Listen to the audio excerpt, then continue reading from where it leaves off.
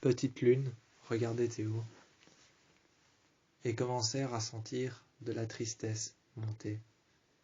Ils regardèrent ensuite Liam et sentaient la même chose, de la tristesse monter. Lorsqu'il a commencé à se mettre en boule devant eux, à passer sa queue au-dessus de ses yeux, son pelage a changé en celui d'un coyote. Ils ont essayé de s'approcher, son pelage est devenu noir. Ils ont essayé de lui parler, son pelage est devenu gris. Ensuite, ils lui ont dit « Est-ce que tu veux qu'on te laisse seul ?» Ayant fait un petit grognement, ils se sont retournés et ils sont partis. Ils en ont conclu que cela voulait dire oui. Petite Lune était restée.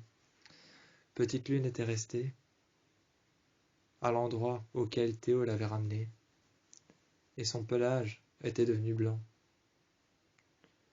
Ensuite, lorsqu'ils sont redescendus et qu'ils ont vu Petite Lune, qui n'était plus triste, qui ne ressentait plus rien, mais qui dormait, son pelage était à nouveau comme avant, un mélange de brun, de blanc, de noir et de gris. Le soir même, dans le lit, lorsque Théo était à côté de Liam, que Liam était adossé contre le bras de Théo, adossé contre le bras de Théo, contre son bras, légèrement contre lui. Il lui dit alors, regarde, j'ai trouvé un article. Liam dit alors à Théo, qui lui, Théo, se retournèrent. Liam lui dit, regarde, j'ai trouvé un article. Ils regardèrent ensemble. Il était écrit que celui qui est petit, mais qui a la grande sagesse,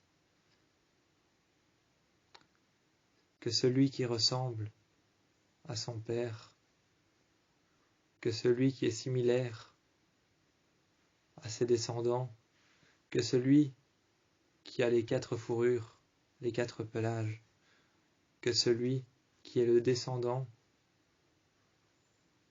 qui a la métamorphose du coyote, sera celui qui sera lié au Néméton. Lorsqu'ils ont lu ça, ils en ont conclu, et ils ont vu que Petite Lune n'était pas qu'un simple loup. C'était un loup qui avait grandi dans la forêt, notamment, plus exactement, là où se trouve le Néméton. Ils ont alors demandé le lendemain, lorsque Petite Lune était par terre et se réveillait doucement, retirant sa tête de sa queue toute joufflue qu'il avait laissée par-dessus ses yeux, faisant un petit grognement.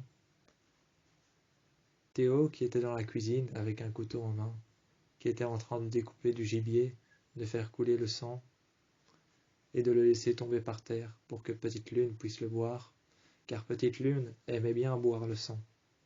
Il aimait bien boire le sang des gibiers qu'il attrapait, qu'il partait chercher en forêt avec Théo et Liam.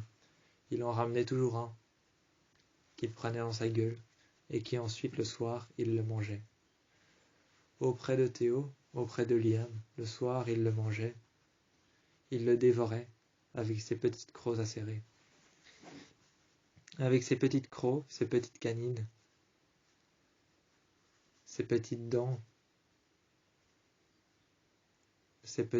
acérées, ses petites canines, ses petites crocs, ils mangèrent le gibier qu'il avait chassé. Avec Théo et Liam, qui eux se métamorphosèrent en eux-mêmes et partirent mettre le gibier qu'ils avaient dans leur gueule dans la forêt lorsqu'ils étaient encore des loups. Ils les accrochèrent dans la chambre froide, là où se trouvaient tous les gibiers qu'ils chassèrent. Tous les autres étaient ensuite séchés dans le garde-manger, là où ils ont trouvé Petite Lune pour la première fois.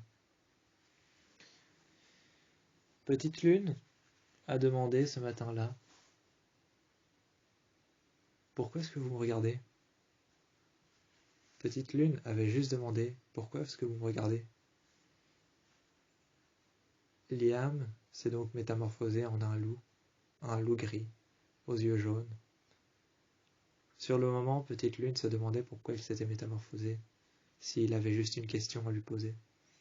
Il s'était approché de lui, s'était couché juste à côté, avait passé sa queue autour de Petite Lune. Ensuite, Théo est arrivé, s'est métamorphosé en un loup brun aux yeux jaunes, s'est mis à côté de lui, à côté de Petite Lune et à côté de Liam, a passé sa queue autour de Liam et autour de Petite Lune. Et au cours de ces dernières heures, ils ont parlé, ils ont demandé à Petite Lune d'où il venait. Petite Lune leur a tout raconté. Sa mère était morte, avait été chassée par les Argent. Il l'a retrouvée, quelque temps après, étendue par terre. Il s'est caché à l'intérieur d'une souche de bois, mais seulement il ne savait pas que c'était le Néméton. Il ne savait pas que c'était le Néméton. C'est alors que Théo s'est mis à côté de Liam. Liam s'est mis à côté de Théo. Ils ont tous deux demandé à Petite Lune de se mettre en face d'eux. C'est alors que Petite Lune s'est mis en face d'eux, a passé sa queue autour de lui. Il a passé sa queue autour de lui, au-dessus de ses pattes, a posé sa tête sur sa queue, les a regardés. Il a posé sa tête sur sa queue, a passé sa petite queue de loup autour de ses pattes et les a regardés. Avec ses yeux noirs, il a regardé Théo et il a regardé Liam. Ses yeux noirs, qui n'avaient pas encore de couleur, car il venait tout juste du Néméton et il ne savait pas encore s'il était un alpha, un oméga ou un bêta. Il ne savait pas encore à quel stade il était. Il ne savait pas encore. Seulement, Théo et Liam savaient qu'il n'était pas un alpha. Théo et Liam savaient qu'il n'était pas un oméga. Il était sûrement bêta, mais il ne savait pas encore à quel stade il était, ni même comment arriver à un certain stade. Comme il ne le savait pas, il fallait lui apprendre. Mais pendant un certain temps, pendant une certaine heure, ils ont tous deux parlé à Petite Lune qui a parlé à Théo et à Liam, un loup brun, un loup gris et un jeune loup aux multiples couleurs, au pelage teinté de noir, de brun, de gris et parfois même de blanc cassé. Ce pelage si spécial reflétait la personne qu'il était, le loup du Néméton. Ça reflétait sa personnalité, qui il était, le loup du Néméton, désormais l'enfant de Liam et Théo. Mais il savait qu'il venait du Néméton, ce qui voulait dire qu'il avait un pouvoir particulier, mais qu'il fallait empêcher tout désastre avant qu'il ne puisse plus le contrôler. Avant qu'il ne puisse plus le contrôler, il fallait empêcher tout désastre, qui pouvait notamment atteindre Petite Lune. Tout désastre qui pouvait atteindre Petite Lune, il fallait essayer de l'empêcher. Il fallait essayer de l'empêcher, car tout désastre qui pouvait atteindre Petite Lune ferait en sorte qu'il se sente menacé, qu'il se serve de son pouvoir, et car Petite Lune ne sait pas encore s'en servir correctement, cela pourrait causer certains dommages dévastateurs. Il ne sait pas encore contrôler ou ni même se servir de son pouvoir correctement, ni même à quoi il sert et ce qu'il est, ni même quelles sont les puissances de ses capacités. Il ne le savait pas. Alors, il a donc attendu. Et pendant un certain temps, Liam et Théo ont dit à Petite Lune, tu vas devoir rester ici chaque jour qui passe. On ira te chercher à manger, on ira dans la forêt, on te ramènera du gibier, on te versera du sang et on te laissera la viande sécher accroché dans la chambre froide, si tu as faim. Ils lui ont alors laissé de la viande séchée en masse, accrochée à des crochets, dans le garde-manger, mis par terre, au pied de Petite Lune. Au pied de Petite Lune, lorsqu'il allait dans le garde-manger, mis par terre en masse, en tas, on pouvait voir de la viande, des gibiers et du sang qui coulait. Au-dessus de lui, des crochets sur lesquels étaient accrochés des gibiers, des lapins, des cerfs, des biches, des fauves qui étaient accrochés. Tout autour de lui, il avait de la viande, de quoi manger, de quoi se nourrir, de quoi boire. Liam et Théo lui avaient laissé ça, et eux deux étaient partis combattre. Ils étaient partis combattre, ils étaient partis chez les Argent, surtout chez Allison, pour pouvoir essayer de comprendre qui a tué sa mère, pour pouvoir essayer de comprendre quel est le pouvoir et quelle est la puissance du pouvoir du loup du Néméton. Ils ont longtemps parlé avec Allison et avec les autres, avec Malia, avec Lydia, avec Allison, avec Scott et avec Styles. Ils ont longtemps parlé de tout et de rien, mais surtout du petit loup que Liam et Théo venaient de trouver. Le petit loup que Liam et Théo venaient de trouver. Ils en ont longtemps parlé avec Scott, avec Styles, avec Allison, mais surtout avec Scott, car il était l'alpha. Scott était l'alpha, Allison était l'archer. Ensuite, on avait Styles, qui lui était éperdument. Styles était éperdument le seul à pouvoir savoir comment faire et comment pratiquer les plans et les mouvements pour ne pas que tout empire. Pour ne pas que tout empire, pour ne pas que tout parte, pour ne pas que tout parte ou que tout se décime dans la forêt, pour que tout ne commence pas à se décimer dans la forêt et que tout ce qu'il y a autour d'eux ne commence pas à se décimer tout seul. Styles était là, pour que tout ce qu'il y avait autour d'eux, toutes les informations, tous les messages que laissèrent la forêt et le Néméton, les êtres surnaturels, Styles était là pour que tout ce qu'il y avait autour d'eux ne se décime pas devant leurs yeux. Pour que tous les secrets ne se déciment pas, ne disparaissent pas. Allison, elle, était là pour parler du loup du Néméton, qui était Petite Lune, pour parler de sa légende, de son pouvoir, de sa capacité, de la capacité de son pouvoir. Pour que tout ne disparaisse pas, il y avait Styles. Allison était là pour parler du loup du Néméton, Petite Lune. Elle était là pour parler de Petite Lune. Elle était là pour parler de son pelage. Pourquoi est-il si différent des autres? Pourquoi son pelage est-il si différent des autres? Pourquoi n'est-il pas simple et ne se simplifie-t-il pas? Pourquoi son pelage ne se simplifie-t-il pas avec les années et ne deviennent pas simplement entièrement bruns? Car tous les loups qui ont pu exister jusqu'à présent sont nés avec un pelage de multiples couleurs.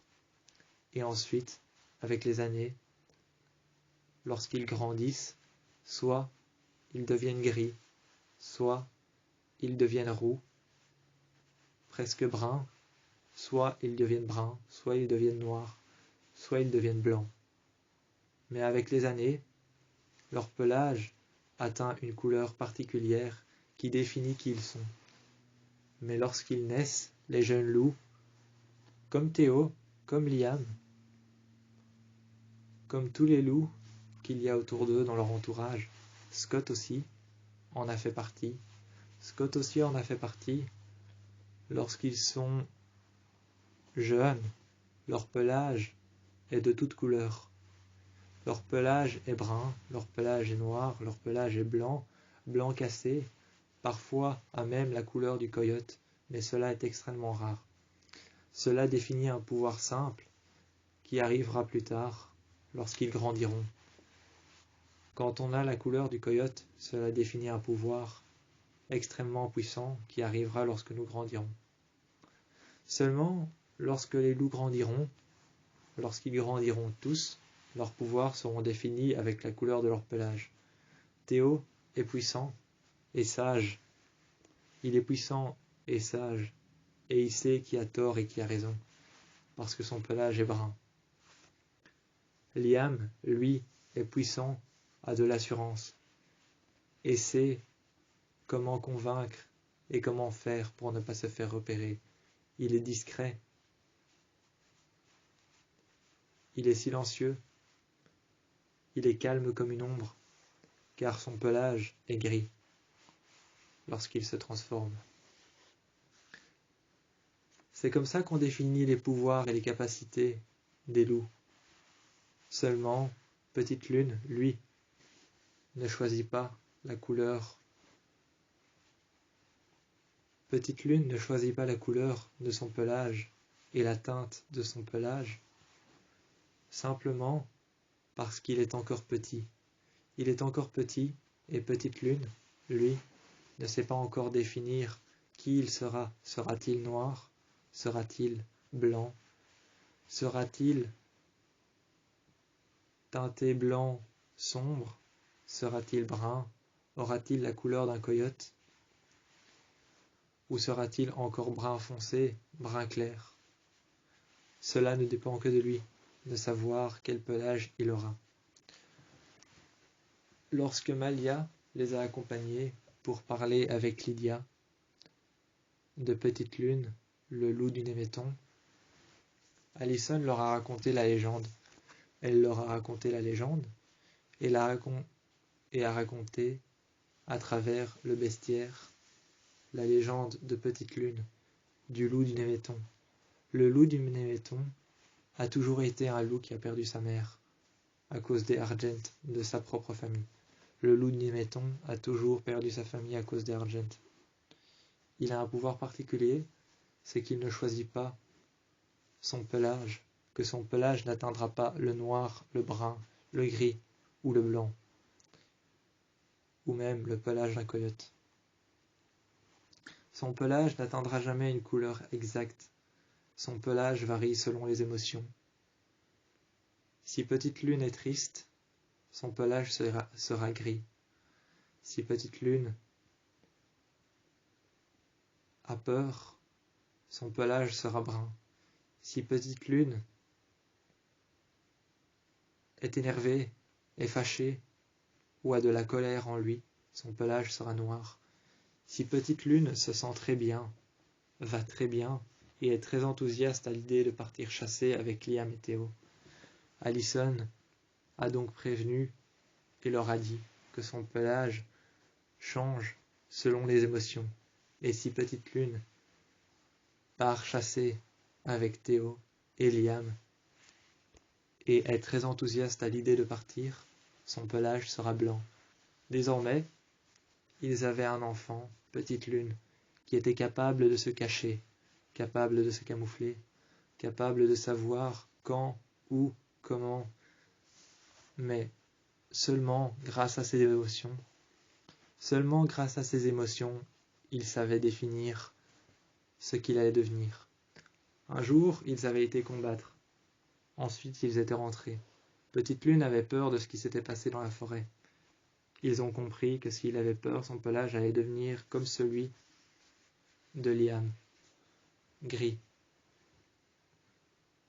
Seulement, il avait peur, très peur.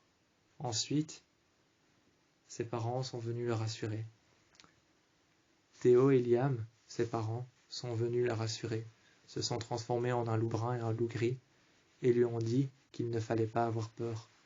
Ils l'ont rassuré. Il s'est endormi, tout en étant triste. Son pelage est resté gris jusqu'au lendemain. Jusqu'au lendemain, son pelage est resté gris. Mais lorsqu'il s'est réveillé, il était content. Son pelage était blanc. Il est donc parti dans la forêt, et il est revenu le soir même, en sautant et en s'agrippant par la fenêtre. En s'agrippant par la fenêtre, il est arrivé et s'est mis près de Liam et Théo. Tout près d'eux, ils se sont endormis, et ensuite le soir est venu, la lune est arrivée.